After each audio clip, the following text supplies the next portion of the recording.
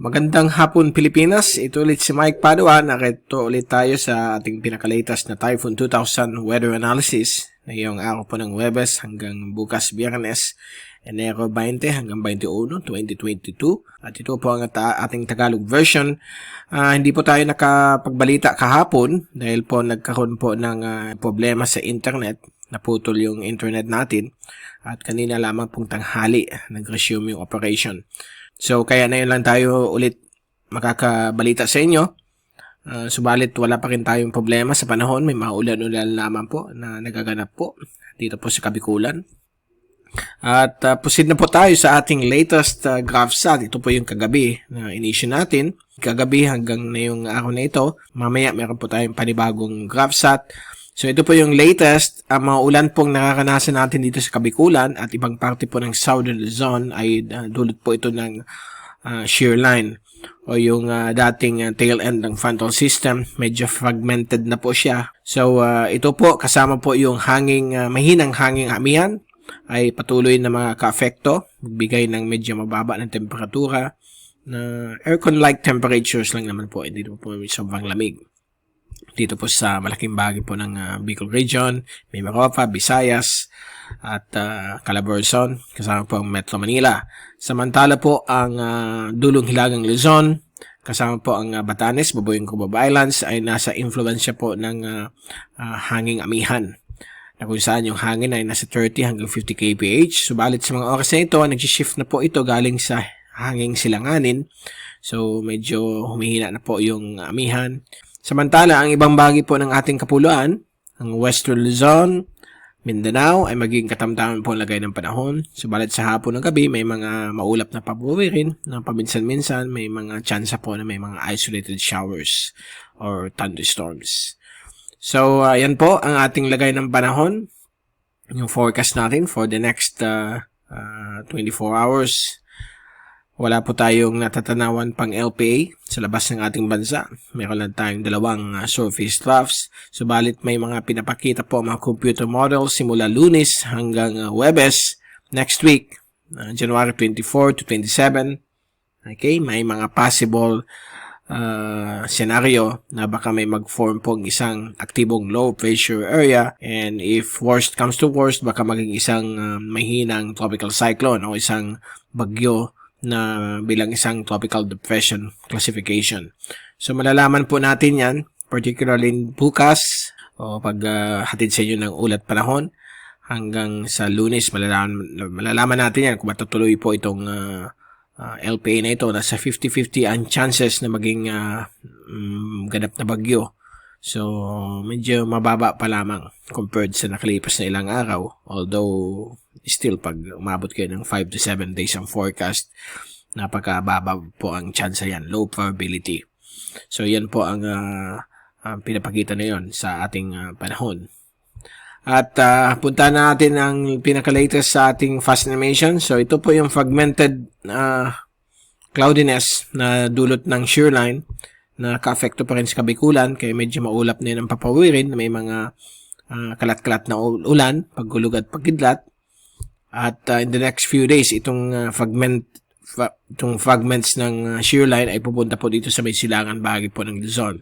So magpapaulan din rin po sa area po ng silangan Cagayan, Aurora, at silangan bahagi po ng Northern Quezon. Dito po yung zoom-in satellite animation mula sa UMETSAT ng windy.com. At kitang-kita po natin itong mga low to mid-level cloudiness, nimbus stratus, hanggang may mga pailan-ilan, may mga cumulonimbus, lalo na po dito sa may coastal areas po ng Kabikulan. Ito po yung fragmented shear line. So, nagpapaulan ito sa iba't ibang parte po ng Kabikulan at Southern Luzon. Kasama po ang eastern sections ng Luzon na yon hanggang susunod na 2 araw. Although bukas at sa Sabado baka mag-improve ng panahon dito po sa Kabikulan. The rest ng ating kapuluan magiging katamtaman po ang lagay ng panahon at may mga isolated rain showers and thunderstorms lamang sa hapon o gabi, especially dito sa may area po ng Zamboanga Peninsula. Ito na po yung hanging silangan. Makikita nyo yung low to mid-level clouds ay gumagalaw po sila galing silangan. So hindi na po ito hanging amihan, okay? hanging silanganin na po ito. So may mga cloudiness rin po at may mga kalat-kalat na mga pag-ulan na inaasahan po dito sa bahagi ng extreme northern Luzon. Samantala, ito po yung rain forecast for the next 3 days. So yan po yung ulap na dala ng fragmented shear line. Bukas po ng hapon ay aakyat po ito sa may eastern sections ng Luzon, from eastern Cagayan, eastern Isabela, Aurora, at dito po sa may eastern sections ng northern Quezon. At affected pa rin ang ilang portion po ng Catanduanes at coastal areas po ng Kabikulan. So patuloy yung mga ulan na yan. Although yung hangin nagsishift na po mula sa hanging silanganin.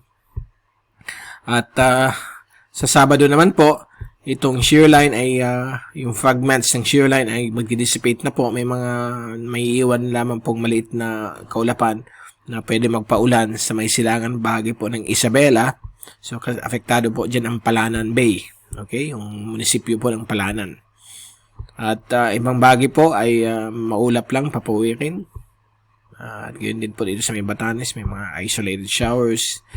Dito po sa Mindanao, as usual, may mga localized thunderstorms. Dulot po ng local heating o local convections since malapit sila sa equator. Mas mainit po dito ang area nila. At may konting hanging silanganin at possible na surface trough na pwede magpaulan sa may area po ng Caraga at Davao region hanggang sa may area po ng Bukidnon.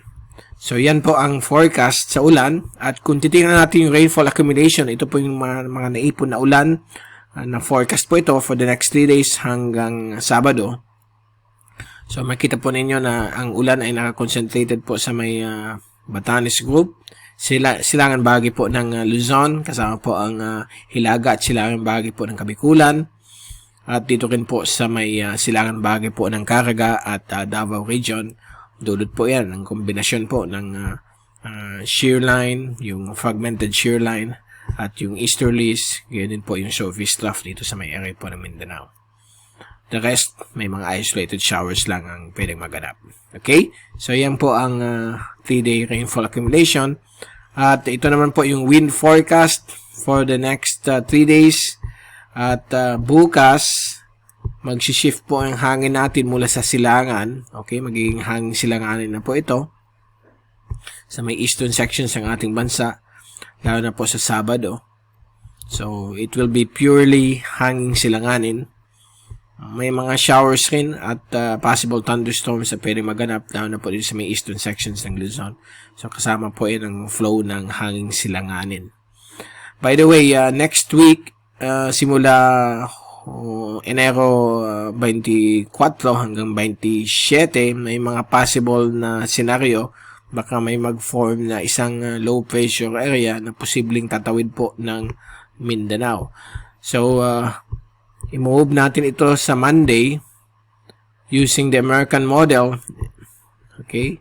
So, yan po siya. Bilang isang low pressure area, tatawid po siya ng Mindanao. Monday, Tuesday, lalabas po siya sa may Bohol Sea, at si Miyerkules ay approaching northern Palawan bilang isang aktibong low pressure area. So, nandyan pa yung possibility na baka maging isang tropical depression, kaya babantayin po natin itong LPA na ito na posible mag-form simula na yung weekend. So, yan po ang forecast. Kung move natin hanggang 27, yan na po yung LPA. Nakalabas na po sa West Philippine Sea. So, magpapaulan po yan sa atin by next week. At kung titingnan natin yung European model, same situation. Dadaan po siya sa area po ng Mindanao bilang isang LPA. Sa 25 na sa may west coast ng Zamboanga del Norte. At sa Wednesday, January 26, nandiyan na po siya approaching Palawan. Posibleng dumaan po siya ng Palawan sa Miyerkules ng gabi bilang isang active LPA o possible bilang isang tropical depression. Again, pareho po ang computer models na nagsasuggest na beginning Monday hanggang Huwebes, Enero 24 hanggang 27, may possible na formation ng isang tropical cyclone or low pressure area. So, yan po ang pinapakita ng computer models. Ito po yung area of uncertainty based doon sa pinapakita ng computer models. So, ang American model ay dito. Okay. While yung European model ay dito po siya dadaan. Diyan. Okay. So, pardon my line. Medyo crooked lang. So, yan po yung forecast for next week. May possible LPA na posibleng magpaulan sa Mindanao, Visayas at Palawan. Apektado rin po ang Bicol kasi yung kanyang extension, yung pinakadulo po yung northernmost extension, posibleng magbigay ng ulan dito po sa area po ng Kabikulan. While the rest of Luzon, okay naman po ang panahon. But still, baka may magbigay rin ng ulan sa National Capital Region at Calabarzon at area po ng Mindoro.